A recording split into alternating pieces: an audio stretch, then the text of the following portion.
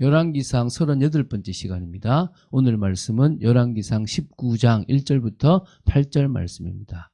5절부터 8절 말씀을 합독하고 열왕기상 19장 1절부터 8절 말씀을 보도록 하겠습니다. 그러면 열왕기상 19장 5절부터 8절 말씀을 다 같이 한 목소리로 합독하도록 하겠습니다. 로뎀나무 아래에 누워 자더니 천사가 그를 어루만지며 그에게 이르되 일어나서 먹으라 하는지라. 본즉 머리맡에 숯불에 구운 떡과 한 병 물이 있더라. 이에 먹고 마시고 다시 누웠더니 여호와의 천사가 또다시 와서 어루만지며 이르되 일어나 먹으라. 내가 갈 길을 다 가지 못할까 하노라 하는지라.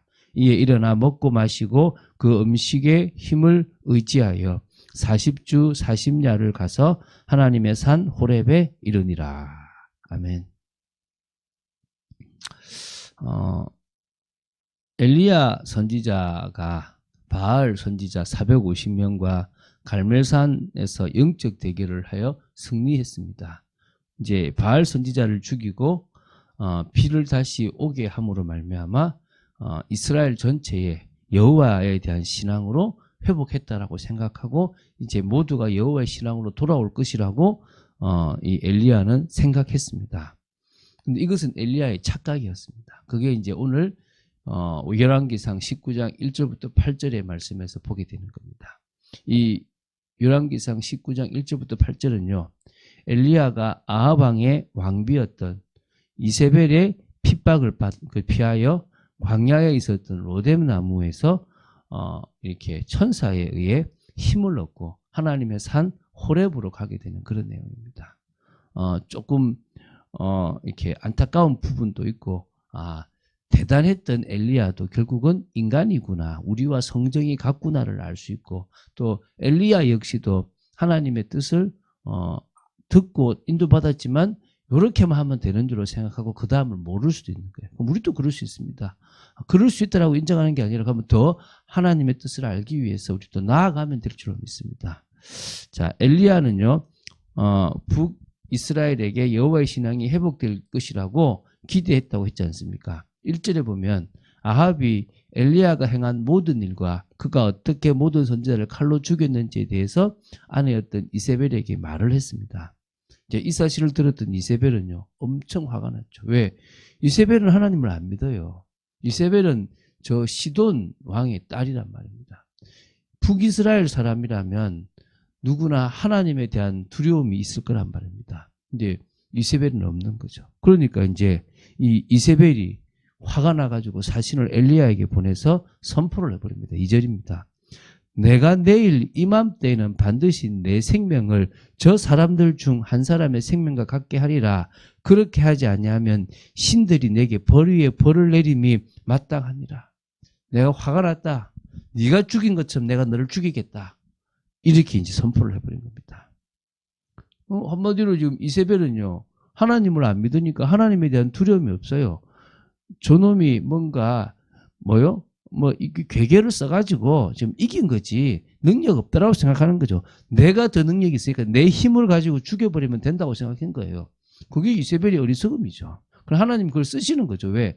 이세벨이 그 어리석음을 통하여 엘리야에게 뭘 주시는 겁니까? 하나님의 말씀을 들을 수 있는 곳으로 가도록 인도하시는 거예요. 다시 말하면요, 하나님은 우리 앞에 있는 여러 불신자들의 그 어리석음과 그 분노와 감정을 통해서도 우리에게 뭘 하신다는 겁니까? 지금은 어렵지만, 지금은 힘들지만 하나님의 음성을 들을 수 있는 곳으로 가게 만든다는 거예요. 그게 중요한 거 아닙니까? 그렇죠?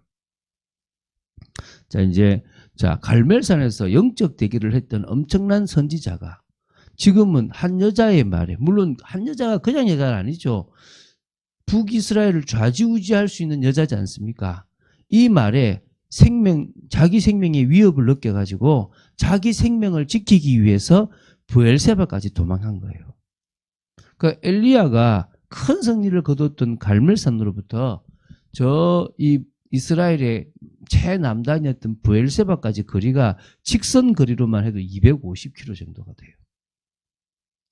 그럼 하루에 이렇게 말을 타고 달리든 어쨌든 간에 갈 수 있는 거리가 몇십 킬로가 아니겠습니까? 며칠 만에 가야 되겠습니까? 근데 이걸 얼마 만에 가는지 모르겠습니다. 그러니까 엄청난 거리를 두려워가지고 지금 저 도망간 거예요. 북이스라엘에서 남유다로 도망을 간 거예요. 남유다로 도망을 갔는데 그것도 가장 끝에 간 거예요. 못 잡아오도록. 얼마나 두려웠습니까? 그래서 그 사절에 보니까 함께 자신과 함께 사환 한 명이 같이 갔어요. 그 브엘세바에서 너는 머물러 하고 또 자기는 거기서 하룻길을 광야로 또 들어갔어요. 또 들어간 거죠. 하면 대략 한 30km에서 한 40km 정도를 갔단 말 아니겠습니까? 근데 거기 보니까 로뎀나무 한 그루가 있는 거예요. 그 밑에서 이제 앉아서 죽기를 원했던 것입니다.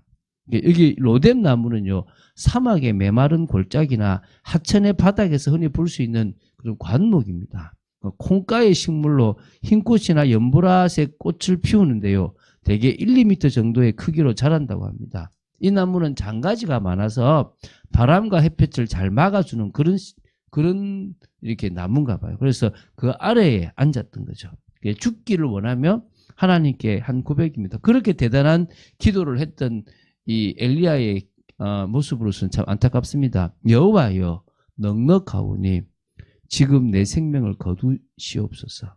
나는 내 조상들보다 낫지 못하나이다.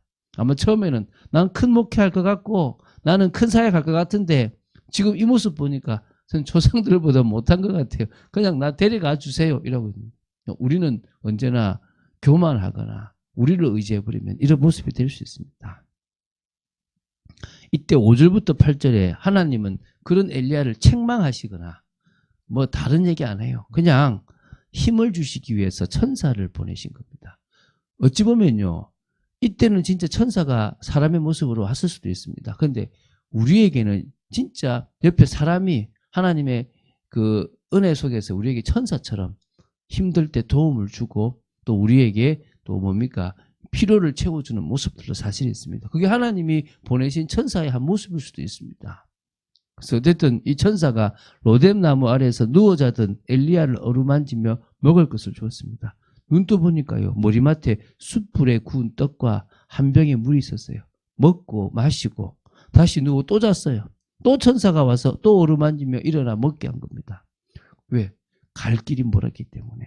다 가지 못할까 한다고 하면서 또 먹인 거예요. 영적으로도 먹이고 육신적으로도 먹였다라고 보시면 돼요. 영육간의 강건함을 얻게 했다고 보시면 됩니다. 또 먹고 나서 그 음식물의 힘을 의지하여서 나아가는데요. 자신이 있었던 광야의 이 로뎀나무에서 하나님의 산 호렙까지 가는데요.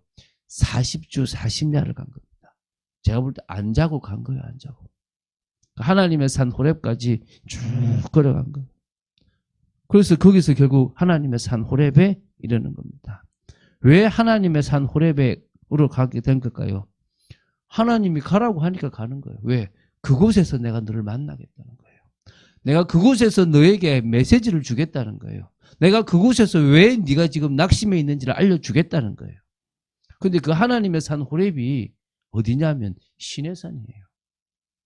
그 시내산이라는 것은 어디입니까? 모세가 율법을 받고 하나님을 만났던 산이고 이스라엘 백성들이 하나님과 언약을 맺었던 그 산이라는 거예요. 그래서 그 산을 하나님의 산이라고 얘기하는 거예요. 하나님의 산 호렙에 뭐요? 지금 엘리야가 가는 거예요. 누구를 만나기 위해서? 하나님을 만나기 위해서. 하나님을 왜 만납니까? 네가 왜 지금 이렇게 낙심해 있고 네가 해야 될 일이 뭔지 내가 알려주겠다는 거예요. 가만히 생각하면요, 잘 될 때가 좋은 게 아니에요. 잘 될 때는요, 하나님 음성 잘 못 들어요. 내가 지금 막 잘 나가고 이러면요, 들떠서요, 음성을 들을 수 있는 시간이 잘 없어요. 그런데 오히려 그게 낙심된 상황, 지금 문제 있는 상황이고 어려운 상황이면요, 기도해요. 귀를 기울여요. 그런데 또 좋아지면 또 안 듣는 거예요. 얼마나 어리석습니까? 우리는 어떻게 하자고요? 지금 잘 나갑니까? 지금 괜찮습니까? 그러면 일에 신경 쓰지 마시고 들어봅시다. 뭘요? 하나님의 음성을 더 하나님께 집중하자는 거예요. 더 하나님이 원하시는 일을 하자는 거예요. 물론 낙심되면 하면 더 좋겠죠. 그러나 지금 하면 더 좋은 겁니다. 그런 축복을 누렸으면 좋겠습니다. 하나님은 뭘 원하십니까? 저는요, 딱 이렇게 성경을 딱 보니까 우리 인생에 딱 두 가지를 원하시는 거예요. 하나는 우리가 교회 공동체를 가지기 원하는 거예요. 이게 무슨 말입니까? 하나님은 나를 세우고 또 정말 세상과 구별된 삶을 살아가는 하나님의 자녀다운 그런 모습으로 회복되고 치유되고 또 변화되고 세워지는 그런 교회 공동체의 축복을 누리기를 원하시는 거예요. 그게 누려지면 두 번째는 뭡니까? 신앙 공동체의 삶을 살아가기 원하는 겁니다. 뭐 하자는 거죠? 사명 감당하자는 거예요. 하나님은 우리가 하나님이 원하시는 그 사명을 감당하기 원하시는 거예요. 내게 주신 전문과 내 마음에 주시는 그 비전을 따라서 하나님이 원하시는 길을 걸어가자는 거예요. 이 두 가지가요, 살아가는 이유예요. 우리는 내가 거룩해지고 달라지는 거에만 집중하다 보니까 하나님의 뜻과 상관없이 자꾸 끝없이 나를 세워야 되거든요. 여기 빠져버려야 돼요. 또 뭡니까? 막 자기는 안 세워지는데 사명 그러면서 가다가 어느 날 무너져 버리는 경우도 있는 거예요. 이 두 가지가 가장 조화롭게 걸어갈 수 있다. 그 사람은 살아나는 거예요. 그 속에서 위선적인 신앙이 있단 말은 하나님과의 관계가 안 된다는 거예요. 그렇죠? 하나님과의 관계가 안 되니까 사명에서 해야 될 많은 중요한 것들이 지금 뭡니까? 안 된다는 거예요. 그래서 우리는 어떻게 하자고요? 정말 하나님과의 깊은 관계, 교회 공동체의 참 축복을 누려서 그것이 어디로 가자고요? 신앙 공동체로. 내가 있는 지역 현장, 전문 현장, 세계 현장으로 가서 내가 만난 그리스도, 내게 은혜 있는 것을 증거하자는 거예요. 그런 축복을 오늘도 누리고 계속 누리는 여러분 되시기를 주 예수 그리스도 이름으로 축원드립니다. 주는 그리스도시요 살아계신 하나님의 아들이심을 고백합니다. 오늘도 저희들이 말씀 따라가는 축복 속에 있게 하심을 감사합니다. 더더욱 능력을 붙잡는 저희들 되게 하시고 하나님의 뜻을 이루는 저희들 되도록 지켜주시기를 간절히 소원합니다.